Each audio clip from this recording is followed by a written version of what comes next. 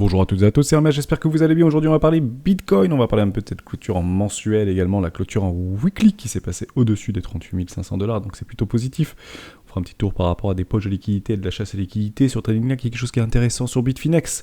Quelques baleines se remontrent et c'est toujours intéressant pour pouvoir dissuader des retracements un peu plus profonds. Est-ce qu'on aurait trouvé ou pas des bottoms de marché provisoires sur le court terme? On va y répondre à cette question.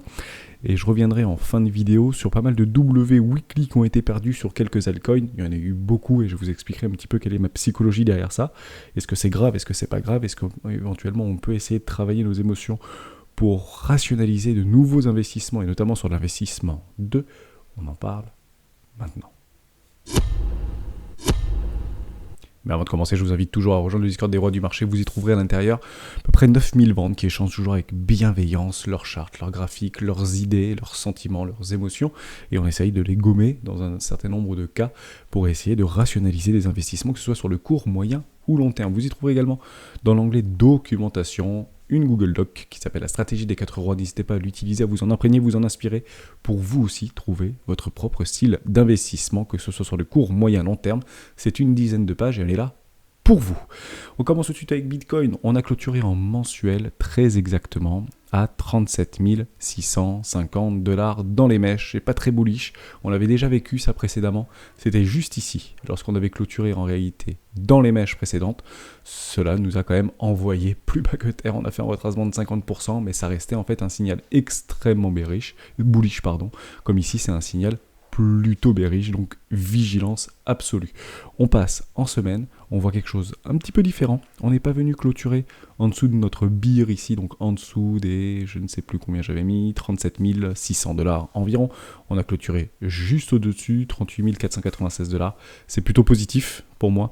Je le disais souvent, je doute qu'on vienne clôturer en dessous des 38 500 $. Bon, on est parfaitement venu s'épouser, poser dessus. Donc c'est extrêmement positif. On est toujours dans ce fameux triangle de contraction sur le prix que je vous avais dessiné et qu'on suit depuis maintenant une petite semaine. Donc toujours intéressant. On est parti pinguer juste en bas. C'était un petit peu difficile le week-end. On est parti vers les 37 401 $, me semble-t-il, sur les contrats futurs. Bon, ça rebondit. Je reste toujours sur une target aux alentours des 44 000, 46 000 $ dans une zone de rechargement de vente logique pour aller chercher des chasses au stop vendeur. Si on vient clôturer évidemment au-dessus des 48 000 $, ce serait extrêmement bullish. Pourquoi ? Parce qu'on n'aura pas eu un M-top en mensuel, mais on risquerait de clôturer en mensuel au-dessus des 48 200 $, un W mensuel. Et ça, c'est extrêmement bullish. Attention, on n'y est pas. On est toujours dans la peur, on cristallise un petit peu, nos émotions jouent. Est-ce qu'on capitule dans des bas de range ? C'est pas le but du jeu. Pour l'instant, les structures ne sont pas données. Ce serait extrêmement baissier si on venait à clôturer en dessous des 33 000 $. Pourquoi ? En fait, c'est extrêmement simple. Jusqu'à preuve du contraire, cette dynamique est extrêmement haussière. On a des bas toujours plus hauts que les précédents et des hauts toujours plus hauts que les précédents. Donc quand on vient en fait à retracer un peu plus profondément sur des précédents lots, le plus probable qu'est-ce que c'est d'aller faire de nouveaux plus hauts et non pas des nouveaux plus bas. Néanmoins, si on venait en fait à structurer en mensuel, même une toute petite mèche suffirait en dessous des 33 000 $, on remettrait en fait en condition cette tendance long terme de fond qui est extrêmement haussière. En somme, on ferait des bas toujours plus bas que les précédents et des hauts toujours plus bas que les précédents. Ok, mais pour l'instant on n'y est pas. Ça reste haussier pour moi et je reste haussier jusqu'à preuve du contraire. Donc je ne vais pas modifier encore mon état d'esprit et je ne le modifierai pas tant qu'en fait on ne vient pas travailler en dessous des 33 000 $. Pour moi c'est extrêmement simple. Ok, super important. Donc toujours dans ce triangle, je pense qu'on viendra taper le haut de ce triangle. Je vais d'ailleurs aller un tout petit peu plus loin parce qu'on le voit passer de plus en plus. Et je reviendrai sur le MACD, je trouve ça très intéressant. Vous avez en fait ici, et vous avez raison, on peut le tracer ensemble, un flag, un bear flag, un drapeau, un canot ascendant. Donc dans la majorité des cas, donc je crois que c'est du 57-56% des cas, si on vient à résoudre et à clôturer en dessous en weekly, parce que je suis bien dans une time frame weekly, en dessous ce canal en fait, ou cette trendline basse, à ce moment-là ce serait bearish, on irait chercher les 22 000 $, etc. Néanmoins j'aime bien avoir 3 points, toujours pareil. Ici j'ai un premier point, deuxième point, un troisième point, et ici j'ai un point, j'ai 2 points et j'ai pas mon troisième point. Ok, donc j'aimerais aller le chercher, qu'on viendrait chercher en fait des highs précédents pour derrière faire un nouveau plus bas et partir dans les enfers. C'est ça que je verrai. Dès lors, c'est là où je m'interroge et j'essaie de vous préconiser. Ici, il faudra prendre une décision. Ok ? Donc, est-ce qu'on hedge notre position ? Et ce qui serait encore plus intéressant, c'est qu'on viendrait chercher exactement un 0,5 point, c'est quand même chirurgical, ça pourrait être chirurgical, un 0,5 par rapport à un retracement qui n'est pas un retracement Fibonacci. Et on pourrait initier ce qu'on appelle un Black Swan derrière. Pourquoi ? Parce qu'on lèvera les bras en ciel. On aurait potentiellement un W en mensuel validé, on aurait des W weekly dans des W weekly validés, un regain haussier au niveau de notre Bitcoin, on aura fait un plus 30%, notre sentiment sera beaucoup plus haussier, et là, on pourra à ce moment-là piéger un maximum de personnes pour les envoyer dans les enfers, sans faire rentrer des personnes dans une zone de rechargement de vente logique. Pourquoi je vous dis ça ? Parce que si ça devient de plus en plus pessimiste, par rapport à la situation géopolitique, par rapport à la réglementation mondiale, par rapport à Bitcoin, l'écologie, du proof of work, etc. On va continuer à en avoir des vertes et des pas mûres. C'est exactement ce qui pourrait se passer et ce qu'on avait retrouvé lors du Black Swan de mars 2020, juste ici. Et c'est là, en fait, j'ai envie de vous... on l'avait déjà abordé ensemble. Mais ici, c'était très imprévisible, en réalité. Je prends mes paritions de marché, je prends mes bottoms de marché juste ici. On est pile venu chercher un 0,50 points, on avait structuré des W weekly dans un petit W weekly formidable, on avait cassé le premier arrêt, le plus gros, qu'est-ce que c'est ? Faire un tour dans une zone de rechargement de vente. Logique, Black Swan. Voilà. Ça, c'est intéressant. Ça piégerait beaucoup de personnes avec une capitulation et un écroulement systémique du Bitcoin, des valeurs technologiques, des valeurs du S&P 500, du CAC 40, tout le monde se le prendra, parce que personne n'y échappera. Si on se retrouve dans une chose comme ça, c'est tout le monde qui va prendre. Le dollar index va prendre, tout le monde va prendre. Ok ? Mais ça, c'est intéressant. C'est là où, en fait, on peut éventuellement placer le cours, ce qu'on appelle, en fait, une accélération haussière, parce que les gens ne sont pas d'accord avec ce mouvement. Ok, toujours pareil, le fameux dead can bond, on est dans une zone de rechargement de vente logique, le plus gros, qu'est-ce que c'est ? C'est de faire un nouveau plus bas parce qu'on venait de se manger 3 ans de bear market, donc on voulait racheter du Bitcoin à 1000$. Ici aussi, et là on voulait plus racheter du Bitcoin à 1000$, pourquoi ? Parce qu'on était en train de structurer quelque chose de juste incroyable. Néanmoins, on efface tout, c'est pas grave ce que j'avais derrière. Lorsque je viens prendre mes bottoms de marché, et que je viens prendre ici mes highs de marché, c'est normal qu'on était extrêmement positif parce qu'on avait fait un petit tour dans une zone de rechargement, d'achat long terme, ici. Et on était en train de structurer des W weekly, c'était to the moon sur Bitcoin. Perdu. Crack Covid, mais quelque chose d'incertain. Actuellement sur les news, sur ce que j'entends, sur ce que je lis, je vous lis au quotidien. Tout le week-end, je vous l'ai lu dans les commentaires YouTube. Tout le week-end, je vous ai lu sur le Discord. Je vous ai répondu dans quelques cas. Mais je ne vois pas en fait de news fondamentales qui viendraient à perturber cette continuation haussière. Au niveau des cryptoactifs, je parle. Voilà, je me posais cette question-là. Tant que je ne le vois pas, je reste haussier, tout simplement. Donc ça, c'était super important. Également, je reste en weekly. Il en restera éventuellement en weekly. Si vous venez à voir une structure sur notre MACD, ici qu'on vient crosser au-dessus de notre précédente ligne de coup, on aura structuré un magnifique W en weekly sur notre MACD. La dynamique interne redeviendra bullish. On a déjà eu des structures en W, en weekly sur notre RSI en 21 période, juste ici. Et qu'est-ce qu'on vient faire là ? Juste là. Je vais le grandir très fort, comme ça on le verra très bien. On vient juste retester à quelques pourcents près. On est venu tester avec cette petite bougie quand on est venu chercher en fait les 37 000$, une neckline que la précédente W en weekly. Tout simplement. Donc là c'était un petit peu plus profond, mais là on a bien structuré. Ça reste, entre guillemets, la tendance de fond reste haussière sur le RSI. On fait des lows toujours plus bas que les suivants et des highs toujours plus bas que les suivants. Donc on est bien dans une tendance haussière ici jusqu'à preuve du contraire. Voilà, donc tous les indicateurs que j'ai sous les yeux me disent que je reste haussier. Ici, vous avez un bon signal d'entrée par rapport à une retour de la dynamique haussière. Bien sûr, on peut faire quelque chose comme ça et cracher complètement Black Swan lorsqu'on sera à 50 000, 44 000, 46 000$. On regardera nos indicateurs techniques et à ce moment-là, on prendra des décisions rationnelles par rapport à ce qu'on a sous les yeux. Évidemment, voilà. Donc ça, c'était une chose très importante. Je fais un tout petit tour sur ce que je vous avais déjà montré début de semaine dernière. On est venu chercher et pinguer juste en dessous d'une toute petite zone de liquidité long terme avec des leviers d'achat. On est venu les chercher. On aurait pu aller un peu plus bas parce qu'ici, il y a des précédentes structures en W bottom, en daily, pardon. On n'est pas venu les chercher. Donc il y a beaucoup d'acheteurs dans ce train. On le sait, il y a beaucoup de personnes qui veulent acheter sur ces niveaux de prix et le cours en fait se fait rejeter une fois, deux fois. Alors oui, c'est une tendance baissière, on n'a pas encore structuré de W en daily pour pouvoir éventuellement nous faire un tout petit rallye. Je ne dis pas complètement le contraire, mais jusqu'à preuve du contraire, il y a beaucoup d'acheteurs sur ce marché. Je ne me fais aucun doute là-dessus. Je n'ai aucun doute sur le fait qu'il y ait beaucoup d'acheteurs sur ce marché. Et d'ailleurs, qui plus est, on va retourner sur notre ami de Trading Light. Je vais juste rafraîchir. On va essayer d'aller le chercher. Sur Betfinex, il y a un truc qui s'est passé ce week-end qui est extrêmement intéressant. C'est qu'on a des potes qui sont revenus. Et c'est pas des petits potes, hein, c'est des gros potes là. Voilà, tout ça. Donc 75 bitcoins, 80 bitcoins, 100 bitcoins, 108 bitcoins, 100 bitcoins, 80 bitcoins, 60, 122, 150 bitcoins, 80... Ok. Bon, à partir du principe que ici, il y en avait beaucoup, mais ici, il y en a encore plus. Là, c'est un rideau. Là, c'est un mur, c'est une dalle de béton qui viennent de couler, en fait, pour probablement arrêter le prix. Alors oui, il y a de la vente et il y a de l'achat, bien évidemment, mais c'est majoritairement de l'achat sur des bas de range. Pourquoi ? Parce qu'on est dans une zone de rechargement d'achat court terme, moyen terme, dans un bas de range. On se positionne entre les 36 500 $ et les 37 750 $. Il y a des acheteurs sur ce marché, cela ne fait aucun doute. Toujours des petites poches de liquidité, c'est assez mitigé. On avait fait une toute petite vidéo, c'était samedi matin, par rapport à des clusters de liquidation qui avaient plus de 30 000, 40 000 bitcoins, notamment sur Binance, et c'était en novembre dernier, lorsqu'il y avait beaucoup d'acheteurs, un peu trop en levier, sur des leviers x50, x100, qui avaient fait exploser les datas. L'open interest était quand même un tout petit peu inférieur à aujourd'hui. Néanmoins, ça reste relativement équilibré, et on a des clusters de liquidation qui sont aux alentours des 40 000 $. Néanmoins, c'est toujours intéressant d'observer ça, mais ça ne fait pas tout. C'est pas parce que vous avez plus de clusters de longues qu'on doit systématiquement aller au sud, et c'est pas parce que vous avez des clusters d'achat qu'on doit systématiquement aller au nord. Pourquoi ? Parce que tant qu'il n'y a pas d'achat en spot massif sur des whales qui achètent massivement ou qui vendent massivement ce marché, il n'y aura pas de résolution. Et jusqu'à preuve du contraire, il n'y a pas eu de résolution encore courant du mois d'avril par rapport à ce marché. On est toujours dans un range, ni plus ni moins. Et ça, vous pouvez le retrouver assez facilement en weekly, en daily, en mensuel, en fait, vous êtes toujours dans un range, dans un précédent range, dans un plus petit range.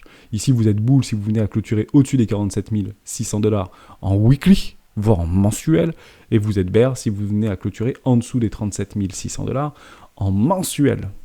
Ok ? Très important. Et c'est bien racheté, hein, une fois, deux fois, trois fois, quatre fois, 5 fois, 6 fois maintenant, que c'est racheté au niveau des 38 500, 38 000 $. Donc ça, je voulais vraiment vous en parler. Bitfinex, des gros bonnets qui se remettent dessus, c'est extrêmement positif. Je fais un tout petit tour sur le monde par rapport à la news de Centrafrique qui a légalisé le Bitcoin. J'ai trouvé ça relativement intéressant. Le FMI toujours contre l'adoption massive des pays émergents, notamment pour pouvoir se détourner des valeurs type dollar, type euro, par rapport à leur valeur d'échange. Néanmoins, le Bitcoin adopté comme monnaie officielle au Centrafrique n'est pas une panacée, avertit le FMI. Néanmoins, peut contribuer à un système de paiement plus robuste sur le continent africain. Donc pour nous, on n'est pas trop d'accord, mais bon, pour les Africains, pour essayer de continuer l'adhésion, éventuellement de la bancarisation, de l'accès à Internet, etc., peut être éventuellement intéressant. Bon, on commence à changer les mentalités, même sur le FMI, et puis si il y a quelques années, reprenez les anciens bouquins des années 80-90, où beaucoup de nos politiques parlaient que l'Afrique serait le prochain entre guillemets, Eldorado chinois, etc. Il faut avoir les yeux sur l'Afrique, peut-être ils sont en train de le construire en faisant ce type de choses. Peut-être qu'indirectement, ils sont en train de construire un nouveau système, décentralisé au travers Bitcoin. Il y aura plein d'autres choses qui vont arriver sur de la blockchain, sur des formes de monnaie entre guillemets digitalisées, mais qui seraient détenues par les gouvernements africains. Je ne dis pas du tout le contraire, c'est ce qu'ils sont en train de faire d'ailleurs avec le euro numérique, avec le yuan numérique, avec le dollar numérique, etc. Ce sont toujours en fait des crypto-actifs ou des monnaies électroniques de banque centrale qui seront totalement centralisées, ni plus ni moins. Mais c'est intéressant d'avoir en fait cette idée-là pour dire on fait un espèce de pied de nez aux Occidentaux, par rapport à une dette qui sera probablement jamais remboursée, etc. Donc on peut revenir dans cette idée-là, et j'ai trouvé ça très pertinent, et que le FMI surtout dise, bon, ça peut être intéressant, plus robuste qu'un système de paiement par rapport à ce qu'il y a en ce moment, ça éviterait éventuellement la corruption, etc. Je vous laisse faire votre propre idée, mais je trouve ça très positif, et je pense que c'est le début de quelque chose qui va s'accélérer. C'est-à-dire que là, on a eu le Salvador, maintenant on a le Centrafrique, et je pense qu'en fait, ça va être exponentiel. On va avoir 2, 3, 4 pays par semaine qui vont commencer à y aller. Rappelons que dans le monde, on est à peu près 225 États.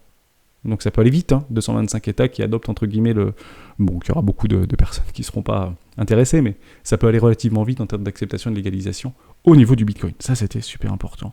On finit cette vidéo. Pour moi, je reste de toute manière complètement haussier. On fait un tout petit peu d'order flow par rapport à Coinali. Je voulais vous montrer quelque chose de très intéressant. On a un petit peu dégonflé au niveau de l'open interest. On est revenu sur les 180 000 bitcoins. On est en train de faire ce flippening par rapport aux rations long short. Mais je voulais vous faire un tout petit détour par rapport aux altcoins et tous les altcoins qu'ils peuvent avoir par rapport aux data qu'on a sous les yeux. Et c'est toujours tiré de Coinalyse. Bon, je vois une espèce de fractal juste ici. Vous avez été ce week-end extrêmement nombreux à shorter au niveau des altcoins. Et vous avez peut-être dû voir vos altcoins qui ont commencé à saigner rouge. Bon, c'est pas le moment de capituler. En fait, on a appuyé très très fort sur le short au niveau des altcoins et on a retracé très fort au niveau des open interest sur les altcoins. Et on le voit très très bien ici. Si je prends le funding rate et j'exclus Bitcoin et Ethereum, ça a été impressionnant au niveau du funding. Enfin, les gens se sont mis en l'espace d'un week-end, fin du mois, on a complètement switché notre sentiment et on a appuyé très très fort sur nos altcoins. Et bizarrement, ils n'ont pas tant retracé que ça. On n'a pas perdu 70% sur nos altcoins. Mais il y avait des gens qui étaient extrêmement motivés pour faire tomber les alts. Bon, malheureusement, ils ont dû perdre, et c'est exactement ce qu'on avait retrouvé ici, avant d'avoir un rebond notamment sur Bitcoin. Donc actuellement, le funding sur les altcoins est extrêmement négatif. Il y a peut-être 3 semaines en arrière, ils étaient plutôt positifs, on en avait parlé, ça va être difficile de faire monter le marché parce qu'il y a trop d'open interest sur les altcoins, trop de funding positif sur les altcoins par rapport à Bitcoin qui est en train de cristalliser, qui est en train de latéraliser. Là, c'est le contraire. Bitcoin arrive dans un bas de range et derrière, on a un funding extrêmement négatif sur les altcoins cette fois-ci. Intéressant. Donc ce qui se passe dans un sens par rapport à un retracement peut-être un petit peu plus profond, ça se passe également dans l'autre sens. C'est-à-dire que si Bitcoin commence à retrouver un petit peu des couleurs, 40 500, 41 000, 41 500 $, les altcoins pourraient surperformer sur un laps de temps le Bitcoin, parce que le funding est extrêmement négatif. Beaucoup de vendeurs à découvert sur beaucoup d'altcoins, tout simplement. Donc ça, c'était très important. C'est très très rouge. C'est très très rouge et je suis actuellement en 4 heures. Donc soyez vigilants à ça, ne capitulez pas, c'est pas le but du jeu. Bien évidemment. Je fais un tout petit tour et je finirai cette vidéo là-dessus. Comme ça, elle ne sera pas trop longue par rapport à des W qu'on aurait éventuellement perdus. Donc on y va ensemble. On va prendre par exemple ONT. Je vous l'avais marqué ici. USD. Il y en a plein d'autres. Je vous laisserai faire un tout petit tour par rapport à ce qui s'est passé. Ok. Je reste en weekly. Ce sera beaucoup plus simple pour moi. Et on le voit ici. Ok. Donc là, j'ai une petite chasse à la liquidité. ONT a eu mal. Donc attention pour tous ceux qui sont en levier. C'est pas la première fois que ça arrive. On a déjà eu des pics comme ça, un petit peu fracassants, entre guillemets.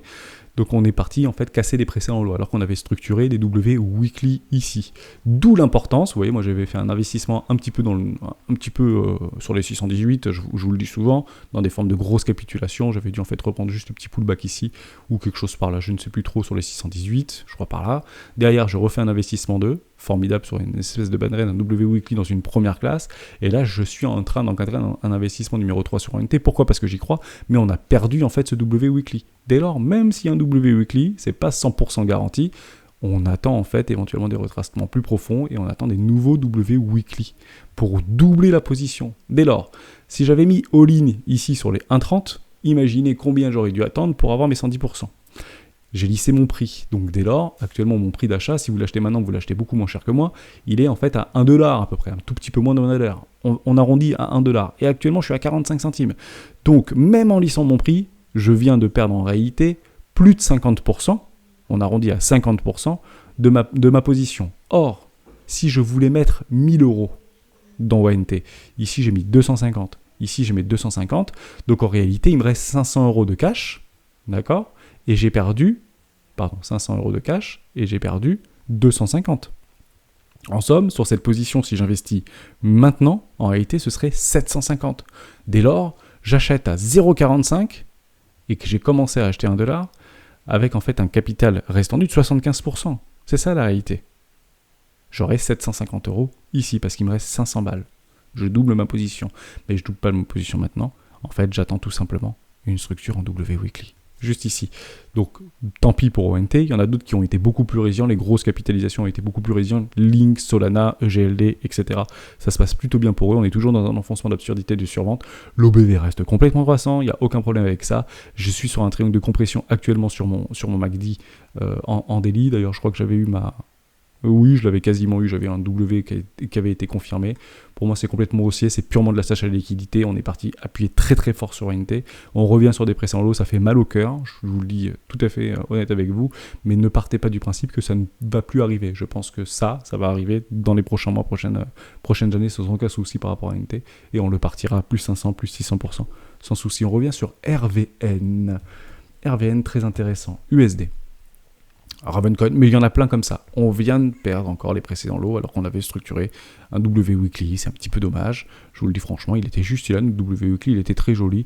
On a commencé à avoir un regain, malheureusement on n'est pas venu chercher des précédents. Ah ici, la dynamique reste baissière. Un W weekly nous donne une indication par rapport à une situation de marché. Malheureusement, ça a été complètement avalé. On ne vient pas remettre en cause les précédents low ici, c'est très intéressant, ou quoique, non, on n'est pas venu clôturer, mais peut-être qu'on est venu chercher ping, et on a clôturé juste en dessous, on vient chercher de la poche de liquidité, il n'y a plus d'acheteurs sur ce marché, c'est très vite racheté, on pense que ça va aller beaucoup plus bas. Mettre une pièce ici n'est pas complètement délirant, les plus patients attendront une magnifique structure en W weekly, mais on lisse nos achats vers le bas. Toujours, l'OBV reste croissant, on est dans un enfoncement de survente. Ici, c'est difficile en fait à accepter parce qu'on pense que c'est déjà très bas, mais ça peut encore perdre beaucoup plus que ce ne l'est déjà. Pour toutes celles et ceux qui avaient acheté sur Ravencoin, et il y a d'autres cryptoactifs dans ce sens-là, ce magnifique structure en W weekly avec le petit pullback ici, on vient de se retrouver avec moins de 32% à peu près. Et moi, je commence à encadrer des investissements d'eux entre moins 30 et moins 40, parfois moins 50. Et si c'est en dessous d'une première classe, j'attends systématiquement un retour de tendance en W weekly, et si ça vient casser les précédents lots, j'attends une structure en W weekly. Ça, c'est mon approche à moi, c'est ma stratégie qui est expliquée dans la documentation. Mais derrière, vous pouvez faire complètement différemment. Vous pouvez lisser vos achats en 10 parts, ou en 5 parts, ou en 7 parts. Mais toujours, en fait, lisser nos achats vers le bas, parce qu'on n'est pas encore en bear market, et on ne peut pas dire ça. Pourquoi ? Parce qu'on n'a pas cassé les précédents lots par rapport à Bitcoin, et on n'a pas remis en cause cette dynamique haussière long terme, que ce soit Ethereum et Bitcoin, qui lead littéralement le marché. Mais ça ne veut pas dire que nos petites altcoins préférées ne peuvent pas prendre des coups derrière la tête. Et c'est plutôt intéressant de voir ça. Pourquoi ? Parce que c'est des gens en fait qui shortent très massivement ce marché. On l'a vu sur le funding précédemment. Donc ça, c'était aussi super important. GRT, c'est exactement la même chose, et on finira par ICP parce qu'on me l'avait demandé, sans parler pour autant du fondamental. Je vous laisserai vous renseigner sur le fondamental directement. GRT, USD. Voilà, ça c'est intéressant. On en avait déjà parlé. Vous avez des structures en W, dans les W weekly, on est en train de travailler des précédents lots et on casse les précédents lots. C'est la fin du monde ? Non, c'est pas la fin du monde, évidemment. Il faut faire attention. On était sur le coup d'un magnifique M-top ici, donc on attendra une magnifique structure. Et on vient de casser ici un tout petit lot ici. Alors qu'on avait des W weekly juste là, avec des W weekly, comment ça se passait dans un énorme W weekly avec un tout petit rallye dans une zone de rechargement de vente. Oui. Et d'ailleurs, j'avais marqué, si ça vient à clôturer sous les 43 centimes, on est en dessous des 41, c'est mauvais signe. Et oui, c'est mauvais signe. Évidemment, pourquoi ? Parce qu'on revient mettre en cause des précédents lots. Dès lors, on n'a pas le choix que d'attendre des structures en W weekly qu'on a eu, on se fait aliéner. Et ben, on attend des W weekly. C'est difficile, je le reconnais. C'est peut-être que GRT va mourir ou peut-être qu'il va partir dans la lune, on n'en sait rien, il faut regarder au niveau du fondamental, mais je ne vois pas en fait ce type de choses sous les yeux. Pourquoi ? Parce que l'OBV est complètement croissant, il y a les capitaux qui restent sur ce marché, on n'est pas en train en fait de se retrouver dans plus bas que terre, on est dans un fondement d'absurdité de survente, on est dans une énorme compression, on va retrouver du GRT à 2$ et on se dira mais c'est quand même bizarre parce que ici personne ne voulait en acheter. Donc oui, on peut attendre une forme de latéralisation à nouveau W weekly, mais le plus important, ça reste de lisser nos achats toujours par le bas, et prendre nos profits quand ils se présentent. Pourquoi ? Parce qu'en fait, quel qu'il soit, je vais tout effacer, c'est pas très très grave, on s'en souviendra. En réalité, si vous aviez mis all-in, on va prendre le dernier précédent, voilà, juste ici, un précédent W weekly qui était là par exemple. Je mets all-in ici. En réalité, pour aller chercher un 110%, il se retrouvera dans une zone de rechargement de vente logique à 0,91 centimes.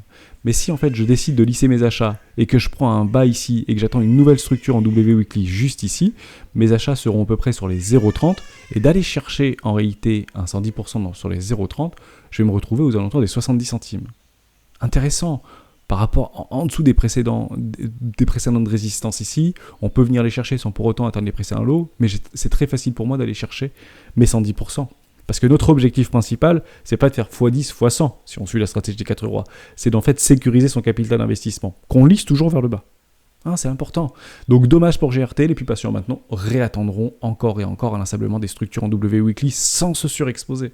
C'est super important. Mais je pense que ça va retrouver des... Alors, évidemment, c'est important aussi ce que je vais vous dire. Je vais juste enlever ça et je vais zoomer. Si vous voyez quelque chose comme ça, commence à partir, c'est pas impossible, on réintègre ce précédent range, pas de problème. Derrière on fait ça, et derrière on fait ça, et derrière on fait ça. Partez du principe qu'on serait sur un V-bottom, et les V-bottom sont menés à être retestés. Ok ? Puisqu'on a remis en doute en fait la dynamique. Maintenant qu'on a en fait agnélé ce W weekly, on l'a agnélé.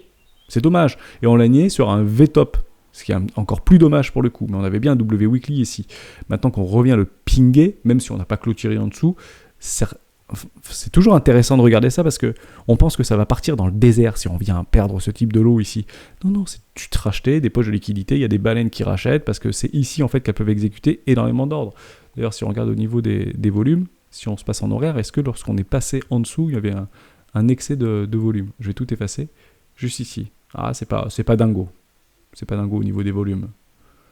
Et ça a bien été racheté pour le coup, On le voit bien, c'est tout de suite racheté, on reconsolide et on re-range.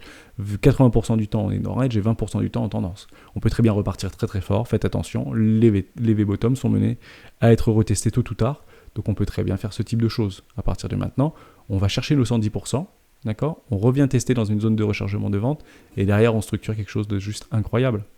D'accord ? Donc soyez patient. Ne courez pas derrière le train, ça sert strictement à rien. Même si vous auriez éventuellement des pseudo-superbes structures, ça peut aussi faire ça. Hein. Je ne dis pas du tout le contraire. Ceci serait juste magnifique en weekly. Mais derrière, ça ne veut pas dire qu'on ne peut pas faire un nouveau plus bas. Donc prenez bien vos profits et lissez toujours vos achats. Jamais all-in là-dessus. On finit juste sur ECP. Comme ça permet en fait de se remettre une mécanique psychologique dans ce qu'on attend par rapport à des marchés financiers sans pour autant le subir. C'est difficile. J'avais mis un tout petit investissement sur les $50. En fait, aujourd'hui, ça vous paraît cher, mais en fait, à l'époque, ça paraissait pas du tout cher, puisqu'en fait, il avait été, entre guillemets, échangé à plus de $400 ICP. Donc, je sais qu'il y en a qui sont dedans, parce que ça a fait beaucoup de bruit, c'est encore très valorisé, il n'y a aucun problème avec ça. Est-ce que ça va complètement mourir ? Je ne sais pas, mais c'est un très bon exercice. Vous aviez ici un W weekly qui a été annihilé par rapport à ICP, et on fait une accélération baissière. En fait, si je fais un investissement de maintenant, juste ici, alors à partir de maintenant, moi j'attends des structures. C'était un petit peu prématuré. Généralement, je rentre pas là-dedans. J'attendais en fait un 110% parce que j'avais pris une jolie structure précédente. Bon, sur un pullback, pas de problème. Je trouvais que c'était une bonne entrée sur les 46. J'ai mis une toute petite partie de mon capital, c'est 0,4%. Donc ça veut rien dire. Mais si ici en fait je double ma position, mon prix d'achat en fait serait aux alentours des $27 à peu près. $30. Alors imaginez, $30 ça correspond à quoi par rapport à un retracement final ? 110%. On serait aux alentours des $60, $55, $60. Imaginez juste ça. On passe en daily, et vous allez regarder juste par rapport à la structure précédente. On va se la refaire. Voilà, c'était là par rapport à des précédents high, juste ici, une précédente structure, un massif W, ça va repartir to the moon. Non, ça s'écrase complètement par terre, et je vais chercher mes bottoms de marché. En réalité, on se retrouverait exactement sur les $40 sur un premier arrêt, et on se retrouve entre les $60 et les 786 sur une zone de rechargement de vente logique. Or, si je dois attendre ici, parce que j'avais fait all-in où je m'étais trop exposé, et je dois attendre un 110%, en fait, je serais au-dessus de tout, en réalité, au-dessus des précédents high. Et si cette dynamique est baissière, même si c'est baissier, ça doit mourir, il y aura des retracements, parce que le marché ne fait pas que descendre. Donc vous avez ici des lows, des highs, des lows ici, des highs, d'accord ? Donc ici, vous pouvez attraper vos 110% si vous vous laissez bien, parce que l'objectif, c'est de bien sécuriser sa position d'entrée. C'est difficile, je le comprends, je reste très haussier, je pense qu'on va avoir un bon mois de mai. Je pense que les gens sont suffisamment bearish aujourd'hui pour pouvoir initier un joli rallye au printemps. Et je finirai juste sur merci Lux pour tes partages par rapport aux vagues d'Elliott qui en fait corrèlent par rapport à des confluences que moi je retrouve aussi sur des imbalances ou des order blocks sur des 2 OB par rapport aux 44 000, 46 000, 48 000 $.